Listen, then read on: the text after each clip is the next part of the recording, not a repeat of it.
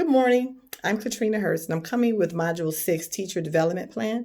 And I'm going to answer the questions for Dr. Curtis Lewis based off of the readings he assigned. Number one, explain the difference in development teachers versus evaluating teachers. Well, for me, what I got out of this was basically when you're evaluating the teachers, you're rating them off of a score on their performance in the classroom to help guide them in their course as far as professional development or improvement. You know, they're gonna teach. You want to look at the results. Then you want to rate them and give them a grade, which is possibly give them a raise, and also let them know where they are and if they're doing their job correctly. You don't want to score them based off of personal feelings or judge them or anything. And you want to observe them and look for ways that they are both learning and teaching the students. Basically, I don't want to say are you a good or bad teacher, because I think all teachers should be good, but is what they're doing good for the children is the key. And then as far as in contrast to development teachers, you want to be able to allow the students to give feedback to help change and improve teaching skills. So maybe that you can take what they say, maybe allow the students to have a survey and to allow them to be able to say some things so that way the ways that they want to learn, some additional ways that they want to learn. It helps to identify strengths and weaknesses, and it helps to coach the teachers.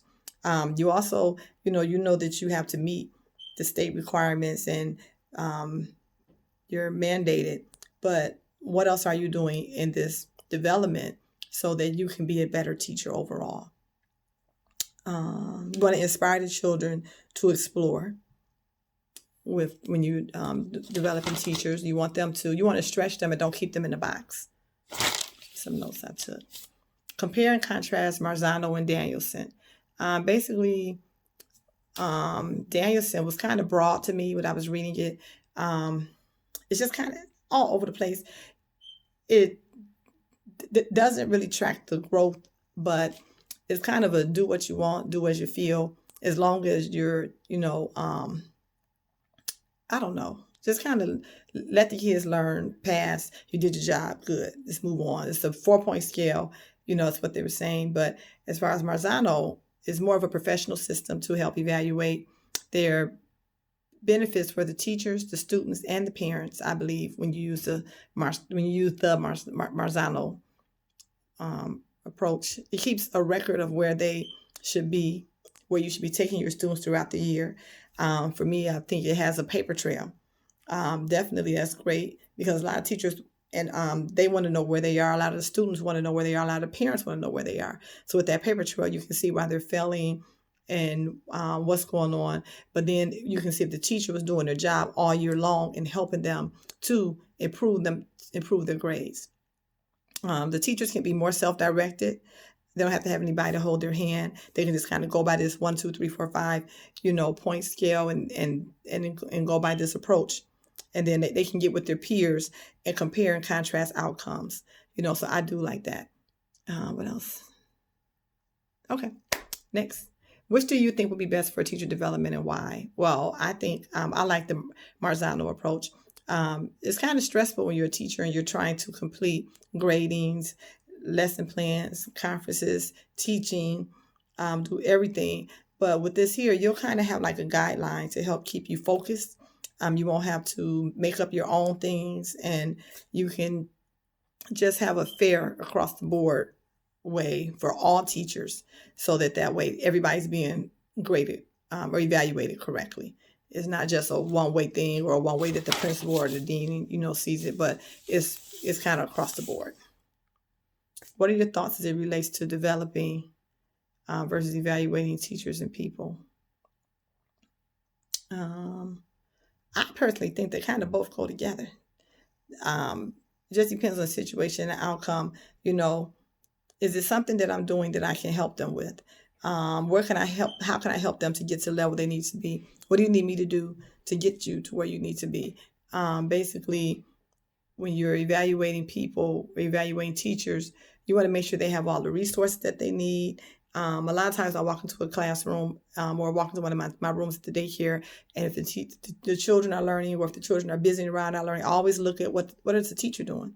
What are you doing to make sure they're interacting and getting what they need on a day-to-day basis? The daycare setting is different than being in the classroom, but I'm quite sure when I used to go up to my son's school, he's 18 now, but I would go up there and I would look and the children are all over the place. And I'm like, okay, what is the teacher doing? The teacher may be at the computer trying to help one student. Does that mean that the class is all failing, or if they're not focused? They may just be horsing around for that time. But will you evaluate your teacher based off that situation that you saw right there? Or will you evaluate them on the grades at the end of the day? Because if it's one teacher and 25 students in there and they're all horse playing around, I don't know, the teacher, if you're a parent pro or something, somebody in there to help them. But if the grades are great and all the kids are passing, whatever's working for that teacher to handle their class that time, that may be it. But I don't want to go in and evaluate the teacher based off of a lot of horseplay in the class, and the grades are superb. So you have to be kind of careful. How's it different from how we interact with students, and how is it connected to the discussion about grading? With grading, you want to, take everything into consideration. Basically home life, school life, you want, you just have to know as far as with the balance and how do we interact with students. Again, like I say, that can kind of go with, I'm videotaping, so you may not want to get in the video if you're not dressed. It's my husband. I'll be doing it 1 minute, and I'm going to pour all the info that you have in the past on work assignments, but fair test. I'm sorry, YouTube. This is the life. You go sneak past? Yeah. I can move the camera. I could just move the camera. Okay, go. I know this is funny. Thank you. So basically, where do I leave off at? Interact discussion. How is it different from how we interact with the students? I guess it's no different, really. It's kind of the same to me. It's kind of the same. How's it connected to our discussion around grading? You pass on assignments. Okay, so basically with the grading, you pour all this info in. You do your homework. You do your work assignments. You do everything as far as trying to pass the class, and then you take a test, and the test just bombs. Or you may take a standardized test and you don't pass, and you feel like, okay, this isn't working. But maybe that system wasn't fair or anything. So you can be doing everything right as far as with the teacher development. As far as what you can be doing everything right.